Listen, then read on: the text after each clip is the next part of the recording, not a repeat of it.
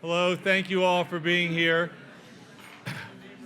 Thank you. It's beautiful to see such a just gorgeously adorned room, and our interns especially have dressed for the evening. Thank you to all who have helped to prepare the setting, who have prepared our food, who have prepared our room so we can have these discussions. Please join me in thanking all who are making this possible. This gathering, Bauhaus, A Making of the Modern, has been long anticipated, and we're thrilled to be sharing it with all of you, some of Aspen's greatest supporters and champions, partners, friends, as well as a remarkable array of scholars and speakers. I'd like to say a few thanks especially to some of the people that have made this program possible. So thank you to our presenting underwriter, Lugano Diamonds, and Edith and Moti Furter, who are here today.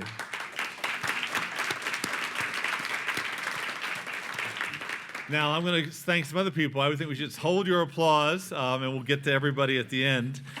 So our board chair, Jim Crown, and his wife, the artist Paula Crown, Linda and Stuart Resnick, Rachel Kohler and Mark Hoplamazian, Melanie and Adam Lewis, Jane and Mark Nathanson, Susan Taylor and Robert Pugh, Carol and Gordon Siegel, Harriet Gold, and the Aspen Outfitting Company. Thank you to all of our sponsors of this great gathering.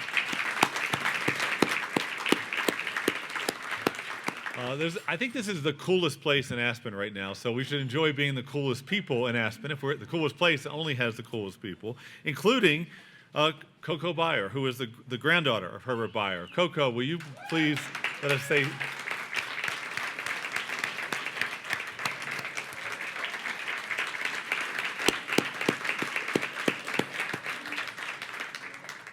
Now, speaking of cool, I'd like to take a moment to express particular gratitude to Linda and Stuart Resnick for their long-time commitment to ensuring the preservation and legacy of the Bauhaus movement, especially here on the Aspen Institute's home campus. Linda and Stuart, with the help of their brilliant curator, who you'll hear from, Bernard Jazar, are truly the stewards of our aesthetic heritage.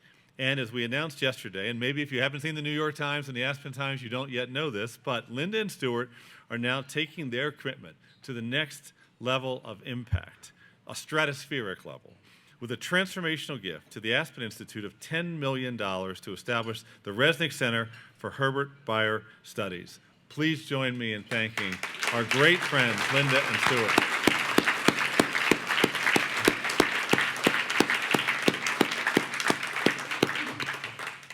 Linda also is becoming the chair of our newly formed Arts Committee, which will allow us to bring to bear all sorts of critical thinking about the shows, exhibitions, the way we collect, how we take care of our art, who we invite to campus to speak, and how we make sure that the Bauhaus at Aspen and in Aspen is celebrated emphatically and thought about and worked on and loved. The Resnick Center will preserve and honor the art, not only of someone who represents the fullest expression of the Bauhaus movement in Africa, but also as one of this institute's, I'd say, intellectual founders with, of course, the great Walter and Elizabeth Pepke. It's so good to have members of the Pepke family here today as well. This campus, this beautifully designed campus, reflects the integration of all sorts of critical principles. And over the next 2 days, we'll have a chance to take a deep dive into the history and legacy of the Bauhaus, the making of the modern. We will explore the historical and political context that paved the way for this influential approach to design. We'll learn about some of the unsung heroes of the school and of the movement. We'll discuss the diaspora that occurred after the school's doors were closed and consider its ripple effects, the ways in which the artistic disciplines, principles, and practitioners have inspired many in the generations since. The great author and thinker Edmund de Waal is here. I just saw you for the first time. I knew you were here.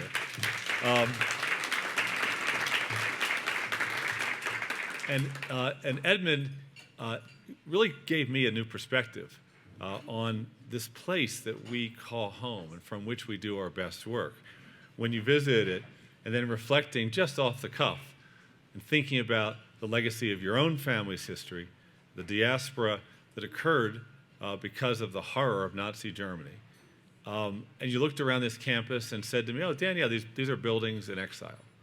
And this is a casual offhand remark that it really hasn't left my head since you said it. That's the power of a great thinker. Buildings in exile. Well, of course, the Bauhaus is more than buildings, but you get the point that waves of immigrants brought the Bauhaus all around the world. And when they brought the Bauhaus all around the world, they changed the cultures that they joined. Because cultures are living in dialogue, in contact, and in breakthrough. Cultures aren't one thing. Cultures are dynamic. They're evolving. They shift with the winds of history and with the movement of people. And when we think about refugees and immigrants, I hope we think about them as a collection of assets and contributors and shapers of our world. And this campus is one more reminder of that extraordinary fact that this country has been so influenced by cultures all around the world, including women and men and children fleeing persecution. And thank you, Edmund, for that insight, which really changed the way I think about this place that I've been living in with my wife, Karen, and our children for 2 months of year. The Aspen Institute's inception in 1949, beneath these very mountains, is central to the story of the Bauhaus and, of course, the shaping of the Aspen, Colorado community. Our campus is, a quote, a total work of art, as Bayer said, designed by a Bauhaus master and the facilitator of dialogue, collaboration, and creativity. It's so fitting that we're able to host this event at the time of the 100th anniversary of this extraordinary tradition of design and creative expression. And I'm especially interested in thinking with you together over these days about how the Bauhaus principles can inform our creative work, our citizenship today, in the arts and in design for sure, but also in other forms of problem posing and problem solving, in public policy, in entrepreneurship, in civic engagement. I have this sense that this movement is not simply about our past and our founding as an institute, but is very much about our future as a great institution. And I look forward to learning with you about all the possibilities during these next 3 days. Thank you all so much for being here. Thank you.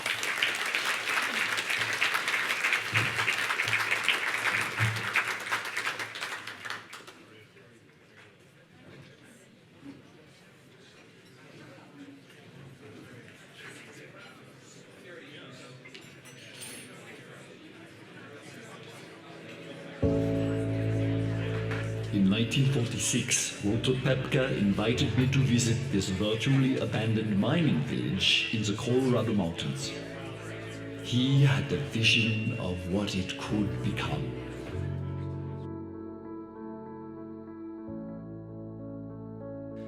Upon my arrival, I saw the mountains not as textured and detailed shapes, but as expression of internal forces. Undulating forms whose motion is caused by geological forces and time. I'm not a geologist, I'm not a scientist, but all knowledge overlaps. I'm an artist with the ability to translate facts and figures into the visual. Nor am I an architect. There are no architects. There are only designers. I hope that eventually you will understand what I mean when I make that statement. Over 20 years, I conceptualized and designed the campus in which you visit today. In it, if I may be so bold, I have crafted my masterpiece, my total work of art, my Gesamtkunstwerk. I believe that there is a higher power that is producing these things through me. I am a medium for expression. All nature, and we are part of it, is made by God. If a relationship with nature was lost through progress, then we must capture and develop a balanced attitude between the man-made and the natural. In respecting nature, we can't be magical and poetic. We must not try to imitate nature, but create a world of itself side by side with nature. There is a popular fascination with art as a form of self-expression. My work is not self-expression. Self-expression is not important. This is a misunderstanding. To me, the artist is a mirror which allows one to see something you would not see without him. It is all a search for something unknown. I would like to think that my Bauhaus training in Germany combined with my appreciation of the outdoors made me uniquely suited to the Aspen landscape. Specialization can be detrimental. Exterior, interior, landscape, building, painting, sculpture should all reflect an overall appreciation in synergy into one complete work. Gesamtkunstwerk. This week you get to learn more about the Bauhaus, a special place that was transformative in my development as a designer and artist. It was a peculiar school of short tenure, but with tremendous reach. You will learn about its founding, about its closing, and how it manifested itself here in Aspen and beyond. While you learn, please think about the environment around you and the intention with which it was designed. Because this place, Aspen and the Aspen Institute, was made to bring people together, to help people think deeper, and to reconnect their mind, body, and spirit. Welcome to my total work of art, the Aspen Institute, and welcome to Bauhaus, a making of modern.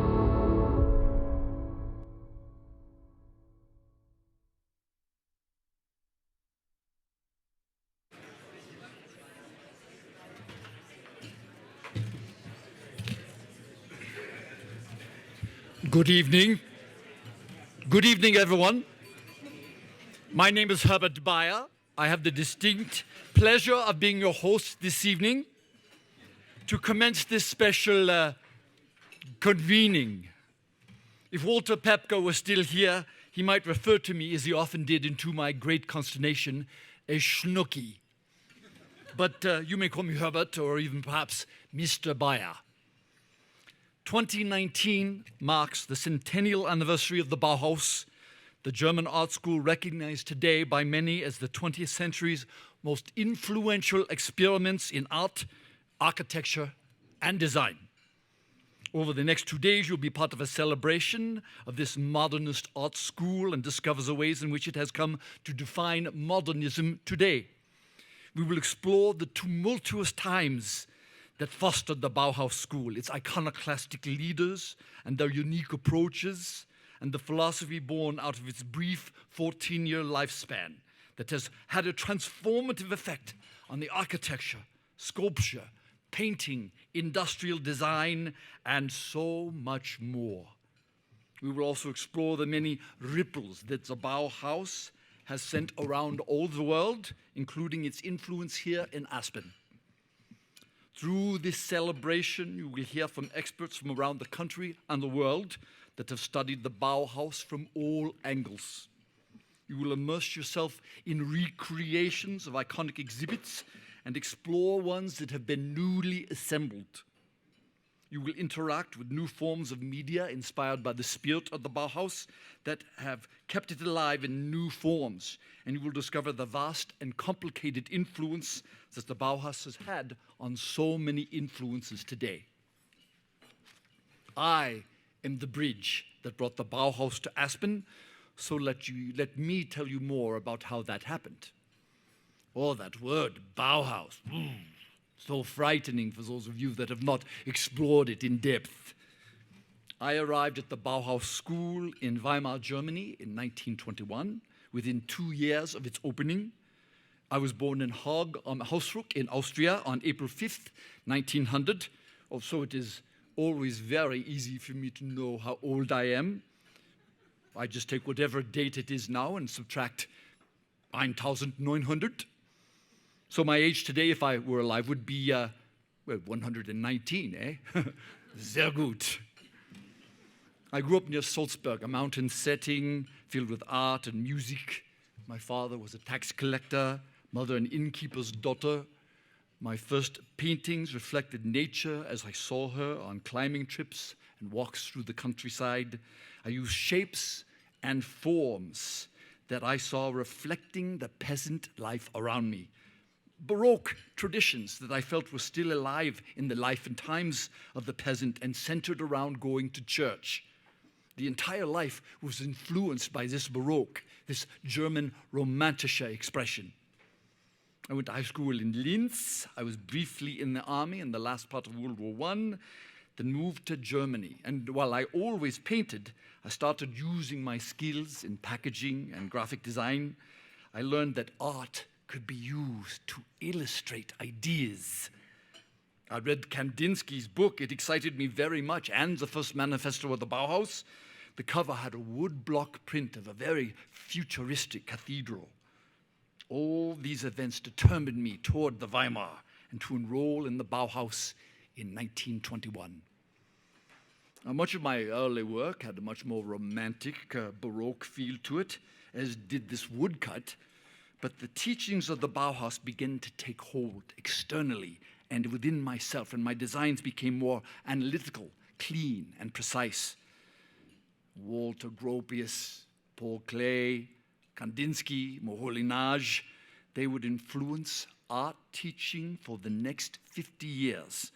For myself, the realization that geometry and mathematics can be applied to all art forms, music, painting, the applied arts such as typography. This is the meeting of science and art. It is all one, the essence. In the Bauhaus, we believe that art cannot be taught. You can learn the fundamentals of form and color, but you cannot teach inspiration or talent. They must be there from the beginning. The teacher did not teach the student to paint the picture by rote or by imitation. This was the academic approach against which we turned. Weimar was the perfect place to study, the seat of German poetry and statesmanship.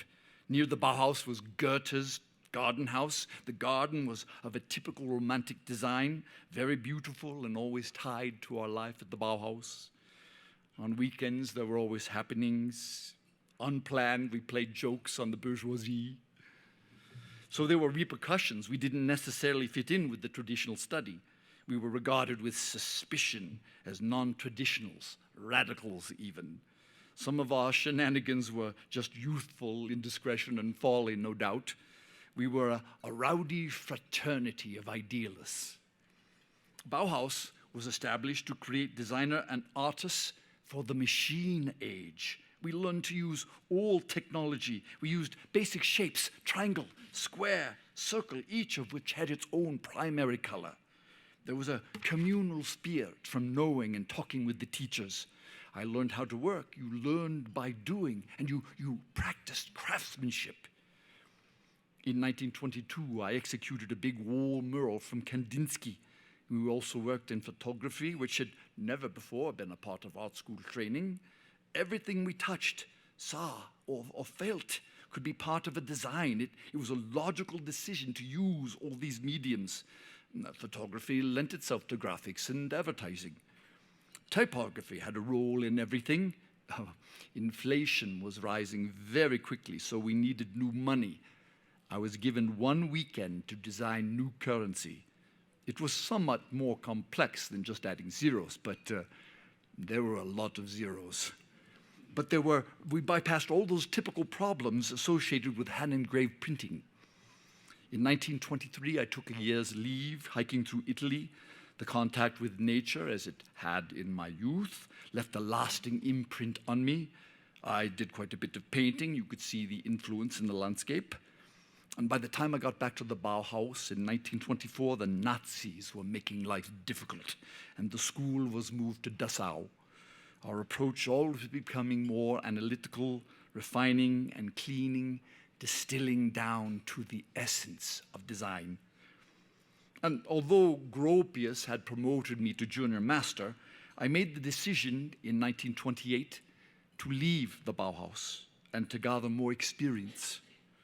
I moved to Berlin, continuing to work in typographical design, and I got involved in exhibition design, which was becoming known as a new discipline that incorporated all art and design forms.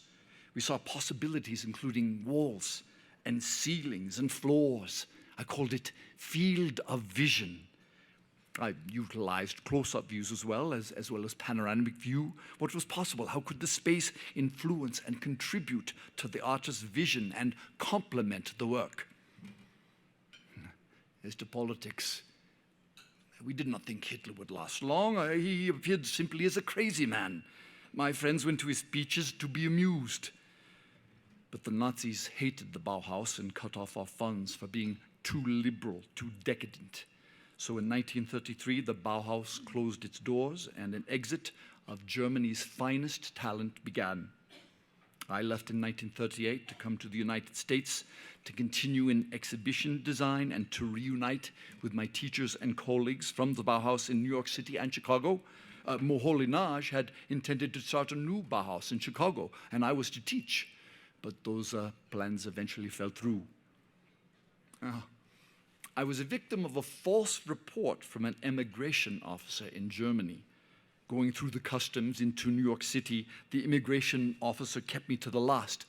I had a guitar. Are you a musician? I said. He said, no, I'm an artist.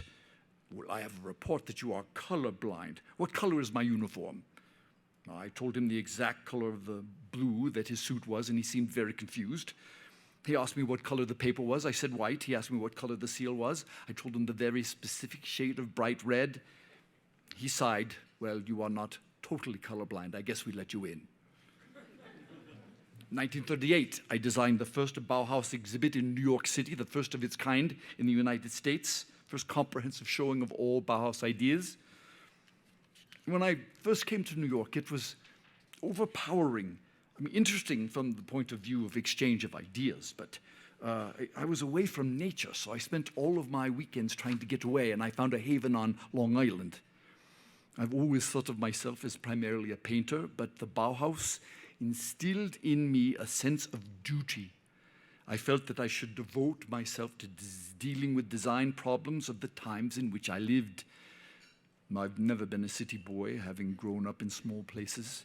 Whenever I had problems or needed solutions, I would go for a walk, and this communion with nature is very important to me. And during this time, I met my wife, Joella, daughter of the famed Mina Loy and mother of both Joella and half-sister Fabienne. Walter Pepke and I had become acquainted when he hired me to do some advertising and graphic design for his Container Corporation of America. Much later in our association, I would do a series for the CCA on the great ideas of man. These paintings made a statement, a visual interpretation of the fundamental nature and rights of man. So in '46, Walter Pepke invited me to visit this virtually abandoned village in the Colorado mountains. He had an idea that skiing could revitalize Aspen's economy. Skiing was natural to me from my early years in Austria. The economy of skiing would provide a basis to build a future community. Walter suggested that I design and build that community. And Joella and I felt that this project offered us a unique opportunity to create something new. For me, getting back to nature and being able to utilize all I had learned, all my concepts. This was far too tempting to pass up. The rumor got around that I was restoring Aspen to its former Victorian splendor. That was completely incorrect. I would never think to reconstruct an architectural style from the past or a different age with different requirements. Walter Gropius and I agreed on this. It was important to preserve examples of the past, but when building, to build modern and avoid being derivative. Some of the originals should be indeed best preserved. The Wheeler Opera House was burned. When I first saw it, I restored the auditorium of the Wheeler from the curve of the balcony and free associating from pictures of the proscenium. In 1949, we organized the Goethe Bicentennial in Aspen. It was decided by all involved that the ideals set forth in the Goethe Bicentennial should be expounded in some sort of open university designed to link the ideas from the different parts of the world. Politics, art, economics, science, the whole human envelope. We'd strive to be an international forum discussing all ideas and information that relate to the human welfare and cause and experience and the role of an individual in an increasingly more complex society. We were not necessarily trying to make a big noise, just little ripples. We tried to embrace mind, body, and spirit. The people we bring here are involved in nature, in appreciating and exercising in the outdoors and their bodies in the mountains, and then appreciating and exercising their minds in the discussions on human topics. When they returned to where they were from and took these ideas with them, hopefully their work would be influenced. This forum became formalized as the Aspen Institute for Humanistic Studies, and these traditions continue today as the Aspen Institute. I was a trustee of the Institute, and I was instrumental in planning the design of the whole physical setting in which the Institute now resides. Small scale, open areas fitting to human beings, interior spaces are part of my design, and I am fortunate to be able to use my paintings and sculptures as part of my overall design. It harkens back to my Bauhaus days, does it not? The incorporation of all of man and all materials. Though I am no longer, let's be reasonable, 119? No, I'm no longer here physically, but my spirit lives on through the ideals and principles I brought with me from the Bauhaus to Aspen. My legacy and that of the Bauhaus is preserved on and through this campus. Thank you for honoring this important centenary by being part of Bauhaus, the making of modern.